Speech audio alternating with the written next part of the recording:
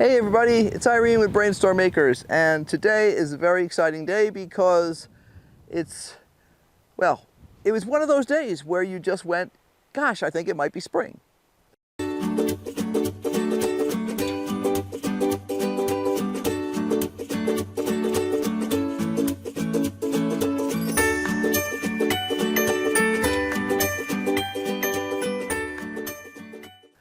First thing this morning, I'm out here with Rufus, and I hear a very telltale sign, the sound of a hummingbird.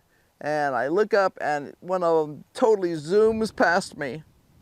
So as soon as I got in from being out with Rufus, I went and set up the hummingbird feeder, and we have already had at least 2 different varieties there today. The first one that came this morning was an Anna's hummingbird, a male. And oh, they are so gorgeous because they have that iridescent green back and then the fuchsia throat.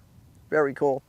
And then my husband pointed out just a couple minutes ago that there was another one at the feeder, but this was a male black chin, which is our usual hummingbird actually. That's probably the most common hummingbird we have here. Anyway, so I have been watching that's kind of like our spring thing when the when the hummingbirds arrive. But I've been watching the asparagus for several days now. And basically we've got some asparagus that's up and is large enough to cut. So we're going to do that because, hey, fresh asparagus, can't beat that one. So those hoops there are there just because I'm trying to discourage Rufus from running through here. He gets overexcited sometimes and decides to run over the top of the bed. And even with those in place, sometimes he decides it's a good idea. But what I'm going to do is I'm going to go through here. I'm going to harvest anything that I have decided is big enough, or I think there's one here that was damaged by the frost, the heavy frost we had the other day. I'll cut that off too because I learned from experience that leaving a damaged one doesn't get you anything. I'm also pulling weeds as I go through because as the weather warms up, all of a sudden we've got like this, I know from experience, is tumbleweed, but most of what's in here is grass. And there's a few occasional other weeds that are just, you know, they blow in. So I'm going to pull those and I'm going to cut the asparagus. Now, this is the first asparagus on this end of the bed that is big enough that I would definitely cut it. And my goal is to cut it just beneath the surface. And I have a serrated knife that I do that with. And then I brush down the stuff. Now, this is a damaged spear. It froze the other day. I'm going to cut the top of it off and just toss it. It's never going to do anything more than it's already done.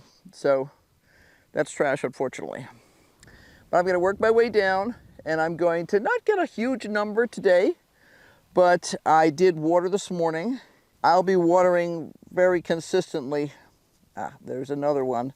This was another one that was damaged. That happens. So that one's small enough that I could just pick it off with my finger. We have some in here that have tiny, tiny little asparaguses. It's because they have grown from seed. So it'll take them several years to get their new roots to be big enough to produce a decent sized spear. And some of the spears you'll see, like these are slender, they're about the size of a pencil. The ones down at the other end, they're close to 1 inch in diameter. Because we're pretty religious about harvesting, we don't really have to worry too much about them getting tough or anything like that. And yeah, the ones in the store frequently suffer from dehydration. And that's one of the things that makes them tough. By the time they get to our store, they're several days old, if not longer. And then, you know, they sit around the store for a while.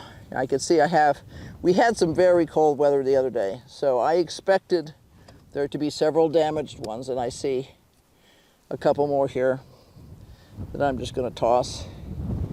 Like I say, in the past I did let them grow to see what would happen, and nothing good comes of it. So it's better for me to cut them off and make the plant just say, oh, I'll make new, rather than the plant struggling to try and make something out of a damaged spear. because it just doesn't work out. There's another one here. So we've got probably a total of maybe 6 in here that were damaged by that very, very heavy frost. We went down in the low 20s. So, yeah, I expected that to happen, unfortunately, because I knew that there was asparagus just starting to pop up. And obviously there's nothing you could do about the weather, and I'm certainly not going to try and heat something like this. So, yep.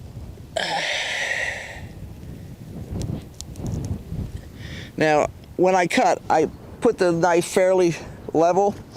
My goal is to get a nice, neat cut on this without digging in too far to the soil. I don't want to damage the actual roots of the plant. Asparagus is sensitive to damage from above, so I always try and be careful about that. This is another one that you can see it's all shriveled and weird on top. That's because it froze. Yep.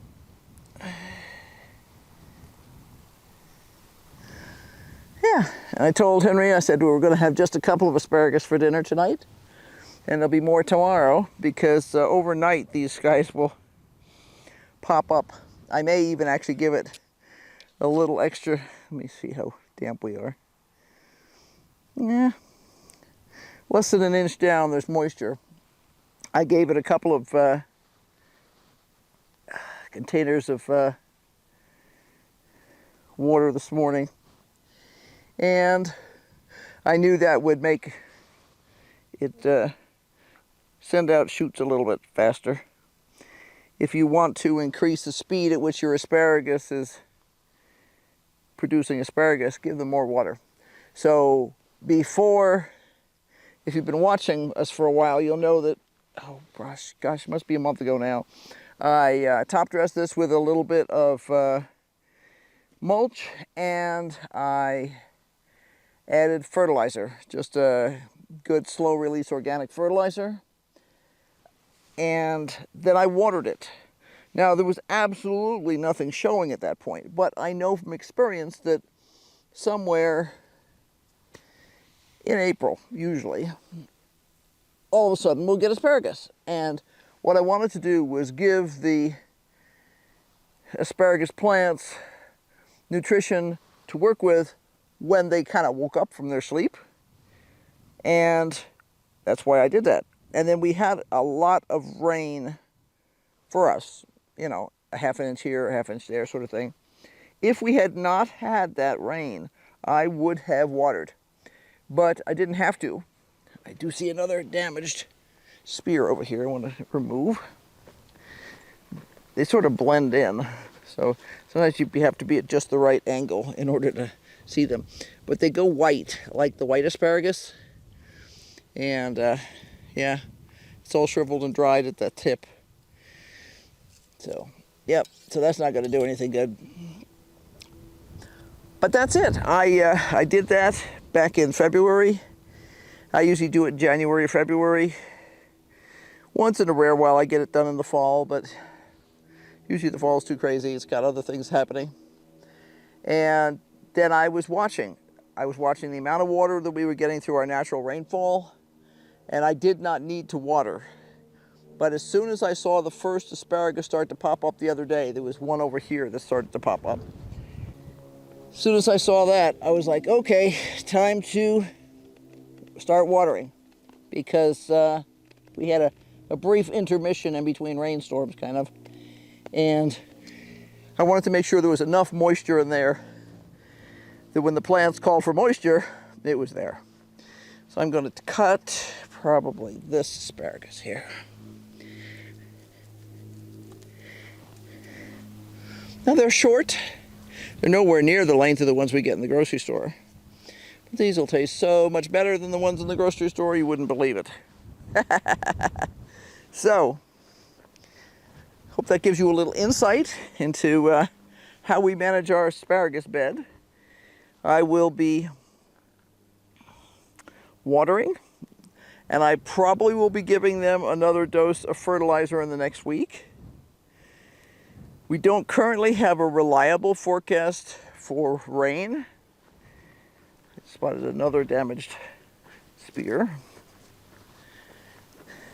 I don't judge it strictly by color. That one might be okay. It's an odd color, but I'll give it a couple of days, and if it doesn't perk up, I'll cut it. The ones that I've cut so far have all been definitively starting to dry out and get yucky. They get sort of the little scales on the asparagus start to get sort of papery, and that means they've got frost damage, so no fixing that. So, yep, that's what we're up to. And this is the kind of weather when you have to be able to tie your hat on, because wind is kicking up like crazy. Asparagus is just the first thing that really comes out of the garden every spring, and it's always such a delight. There's nothing like fresh asparagus. Sometimes we don't even cook it, we just eat it. That's what we used to do when we lived in New Mexico. There was usually asparagus growing on some of the irrigation berms. They were all small. They'd be pencil sized, but we would just pick them and eat them. Sometimes if we got a whole bunch that we found at once, we would take them back and do stir fry. But that was a big treat. Yeah, free asparagus. Boy, that asparagus is really delicious. It was. It was very cool to be able to say we had our first vegetable of the year that we grew ourselves. Well, we grow other cabbagey sort of things, but, asparagus are different. Love asparagus. Yeah. And we have a lot more volunteers in the bed this year. A few more. I mean, they've been coming on. You don't pay any attention to them because I'm the one who deals with all that stuff, but we've had some tiny, tiny, tiny ones for years. Yeah, I always like going out to see what's going on, and I haven't been able to do as much of that this year as in past years because, first of all, I've been dealing with this bum knee, which is getting better, which is really good. I have another follow-up in 2 days, so I'll be happy when this whole thing is over, and I'm got my fingers crossed. I'll be happy when it's been 6 months and we haven't had any recurrences. How's that?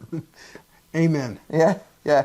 And also it's tax season, so he gets I pull the papers together and he has to do the processing, so it's that time of year. I fight with the software. Yes, he fights with the software. It updated the other day and totally screwed up some stuff.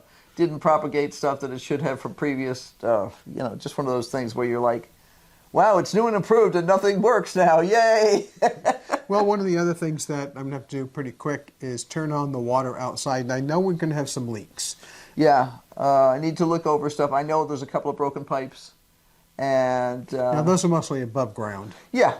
Well, that's what we know about, is some above ground. And there's one section I'm going to fill in the dirt on because I'm not going to build a bed there. We had originally thought this one area we might build another bed there, and I'm like, no, we can't afford the water.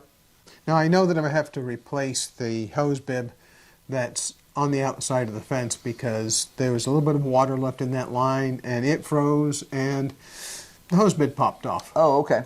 Yeah, you mentioned it to me. I hadn't taken a look at it. So there's other things too.